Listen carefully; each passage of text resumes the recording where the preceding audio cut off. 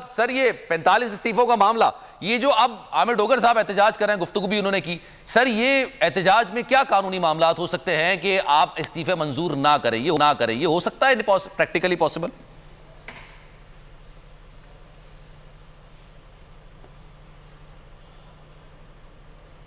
Sir आवाज खोल लें सर, आपकी पॉज हुई है। जी आवाज आ रही है? जी सर अब आ रही है।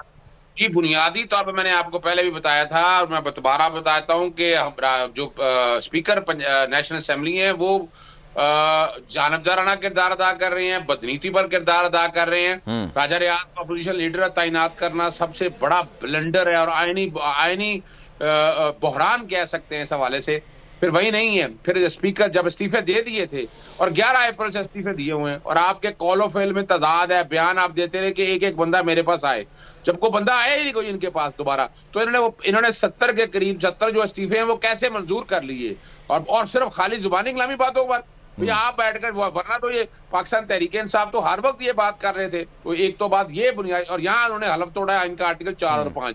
अब आते हैं 44 की तरफ। 44 ने तहरीरी तौर पर कह दिया है और वो स्पीकर भागता फिर रहा है। आप अंदाजा लगाएं, स्पीकर पब्लिक ऑफिस होल्डर है, आप अपना इस कस्टोडियन है इस हाउस के, आपको तो हर वक्त आपको तो एक मुलाजमत की तरह के किरदार अदा करना चाहिए। मान लिया आप एक स्पीकर है लेकिन आप हमारी सरकार के मुलाजम भी हैं और आपको उन सब लोगों की बात माननी चाहिए। और वो जब लिख के दे दिया, सर मैं टाइम की किल्लत है ना, मैं चाह रहा हूं सर एक एक करके सारे सवाल कर लूं। ये 45 इस्तीफे लेट सपोज एक सिचुएशन है, मंजूर कर लिए जाते हैं, मैं भी आपसे बात कर रहा हूं तो जनाब इनको डीनोटिफाई भी कर दिया जाता है।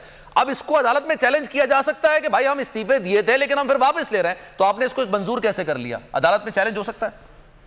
असूली तौर पर जितने इस्तीफे उन्होंने मंजूर किए, इस्लामाबाद हाईकोर्ट के फैसले की तौहीन है। शीरी मजानी के केस में इस्लामाबाद हाईकोर्ट ने बता दिया था क्या मेथोडोलॉजी अपनानी है। तो एक तो तौहीन अदालत की दरखास्त बनती है और तौहीन अदालत में राजा परवेज अशरफ अपनी सीट खो सकते हैं। इलावाजी इसको सेपरेट उनको भी चैलेंज किया जा सकता है।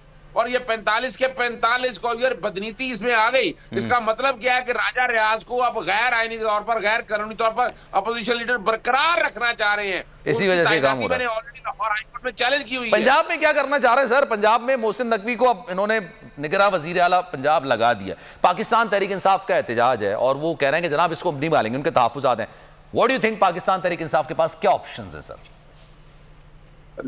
यहां भी देखिए, जहां भी हम बदनीति का एलिमेंट इलेक्शन कमीशन का यूं देख सकते हैं कि इलेक्शन के पहले दिन से पता था सबको कि मोहसिन नकवी को लगा रहे हैं और वजूहात बताई गई ऑपरेशन रजीम चेंज के हवाले से हर एक को सामने पता है। वैसे तो असूली तौर पर मोहसिन नकवी साहब से हमारी दोस्ती है अपनी जगह, लेकिन उन्हें आना नहीं चाहिए था। अब इलेक्शन कमीशन को जब प्ली बार्गेनिंग की भी खबरें थी सर, बड़ी पार्टी पे एतराजात है और उन्हें नहीं लगाना चाहिए। अब क्या करना चाहिए इन्हें? अब इन्हें चैलेंज करना चाहिए सुप्रीम कोर्ट के सामने भी और लाहौर हाई कोर्ट में भी। और तीन, लेकिन सुप्रीम कोर्ट ये भी तो कह सकती है ना, ये इलेक्शन कमीशन का दायरा इख्तियार है, हम कुछ नहीं कर सकते। आपने पार्लियामानी लोग थे, आपने खुद फैसला नहीं किया तो मामला फिर इलेक्शन कमीशन के पास जाएगा।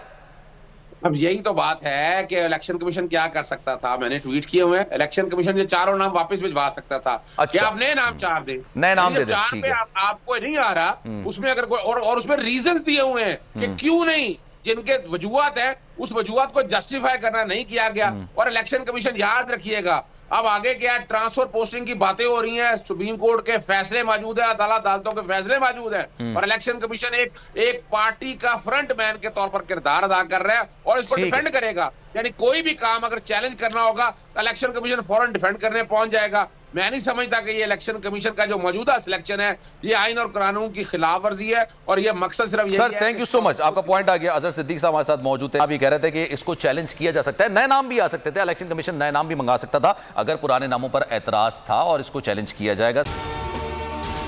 जनाब अगर ये वीडियो आपको पसंद आई है तो लाइक पर क्लिक जरूर कीजिएगा।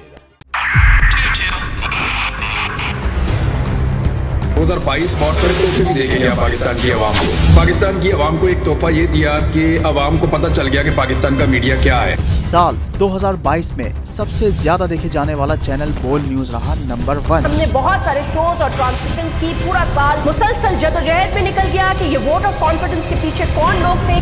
तोड़े रेटिंग के सभी रिकॉर्ड। सोशल मीडिया पर भी सबसे ज्यादा तेजी से 2.4 बिलियन व्यूज का संगे मील अबूर किया। एंकर्स को भी आवाम में सबसे ज्यादा मकबूलियत मिली और सोशल मीडिया पर भी बोल रहा सब पर भारी। सब्सक्राइब करें और बेल दबाएं ताकि कोई खबर रह न जाए।